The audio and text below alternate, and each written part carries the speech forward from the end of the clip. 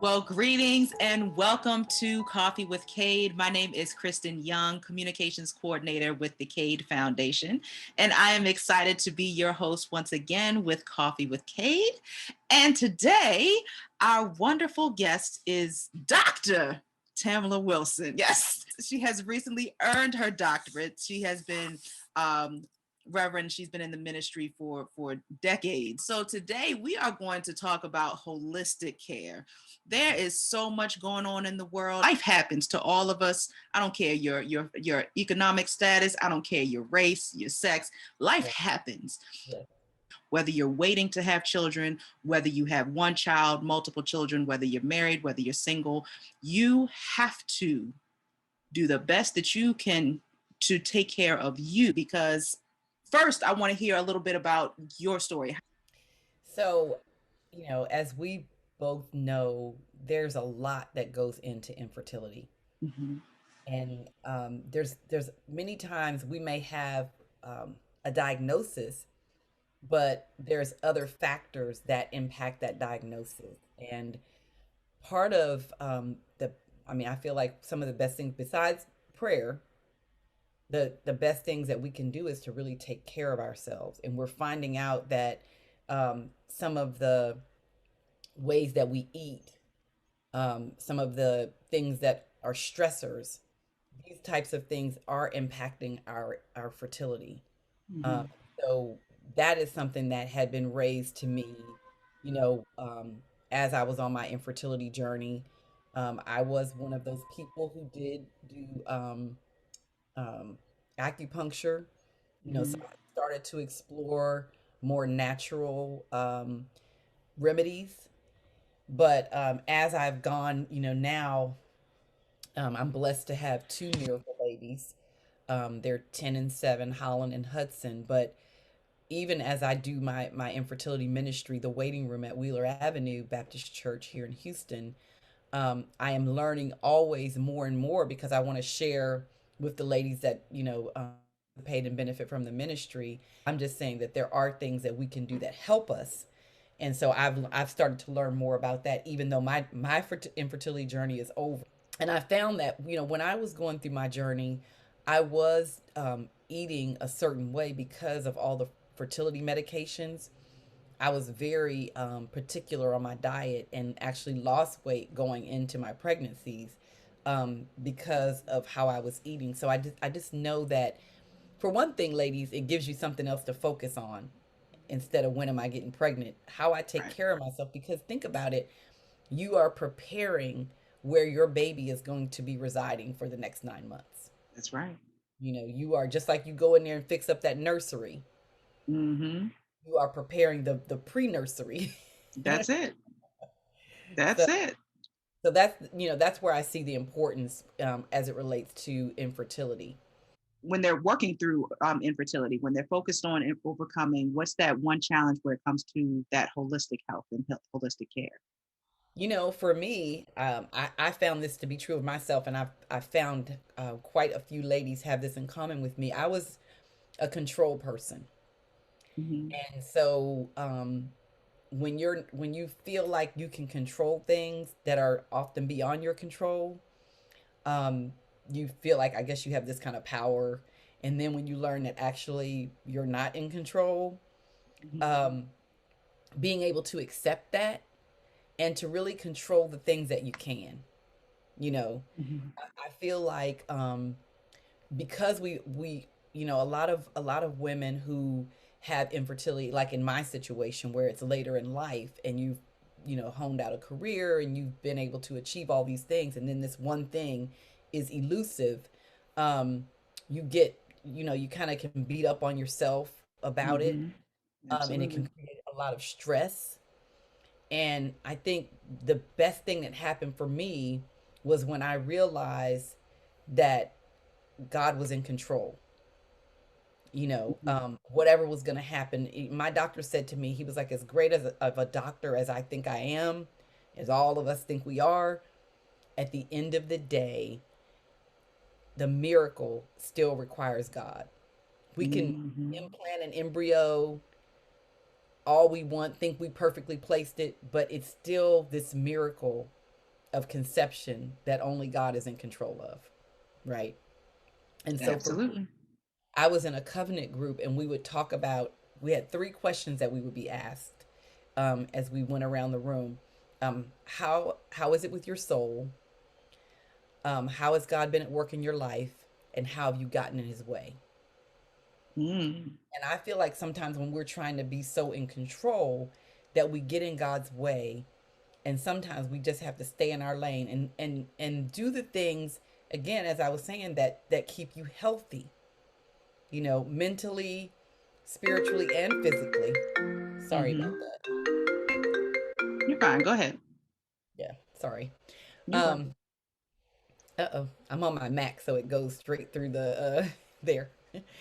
So anyway, um, I have um I have found that, of course, I always tell everybody when you're on this journey, much prayer is required. Hmm. And then, just your state of mind, being around, like sometimes because we don't want to talk about this journey, we separate ourselves or isolate ourselves from people who love us because we're tired of them asking us, when are you going to have a baby? Hmm. So finding your, so I mentioned a covenant group, finding your people, your tribe, that's one thing that we help and hope to create in the waiting room. We have found that some of the best parts of our meetings occur pre-pandemic, of course. Now we're meeting virtually, but Hmm. I always make sure that we had food. And after the meeting, when people are sitting around eating and drinking their tea, we're a church, so they're drinking their Hmm. tea, and they start talking, and some beautiful friendships have evolved, Hmm. which help feed your soul as well. And Absolutely. like I said, just the thinking about what you're putting in your body, thinking about, exercising and the stress that is relieved from that. All of those are a part of like the holistic self care that I think really helps those of us that are on the journey. I So, love it. I love it. So, what would you say for your own personal journey? What was one thing that kind of stood out for you when you made that decision to start focusing on your holistic care? You're not so focused on, am I ovulating today, but right. just holistically overall your well-being. What was that? What was something that you noticed?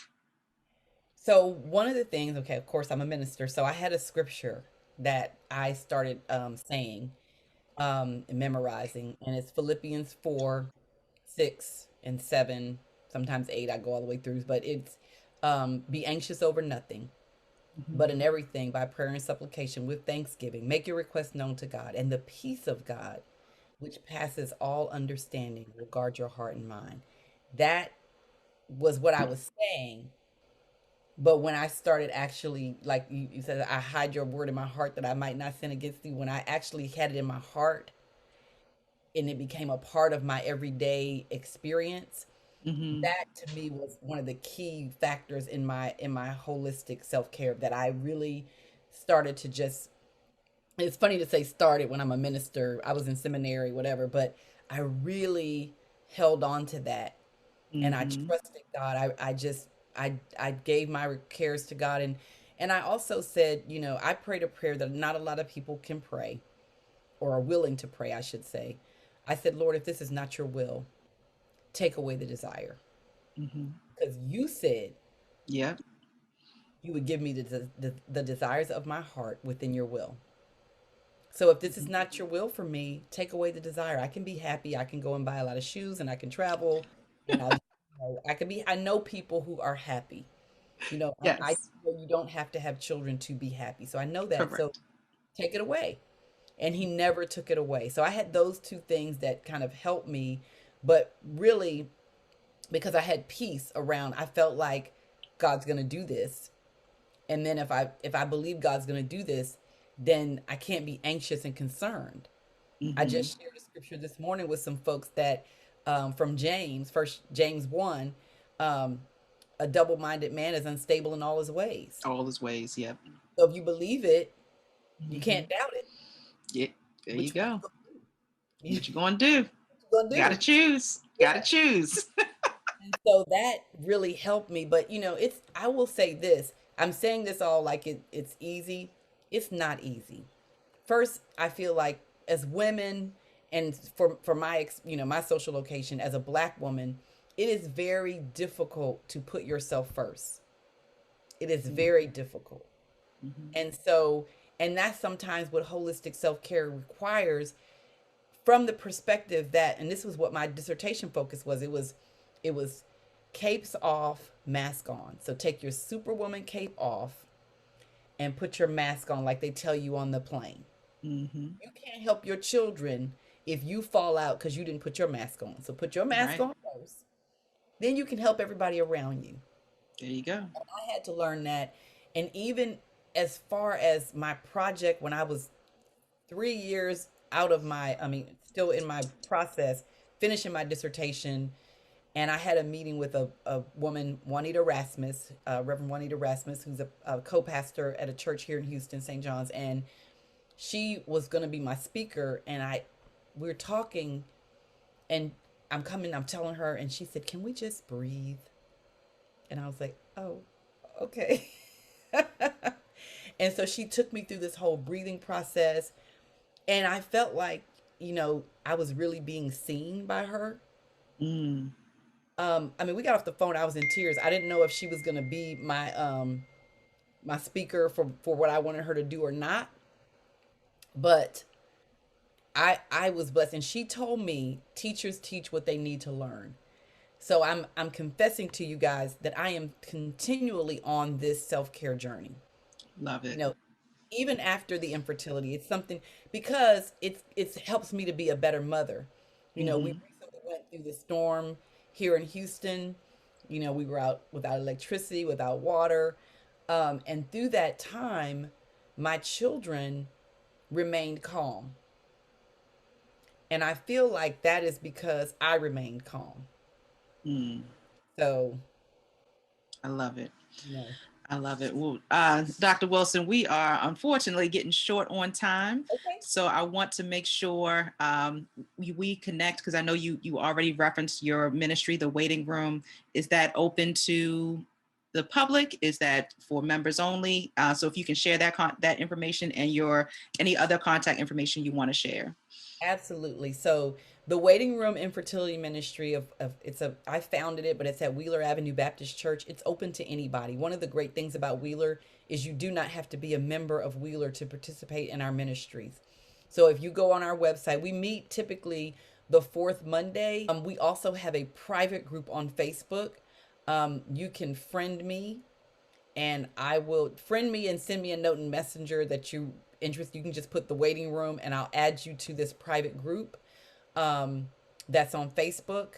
And then if you want to reach me, my email is Tamla Wilson 2017 at Gmail. So that's TAMLA Wilson WILSON 2017 at gmail.com.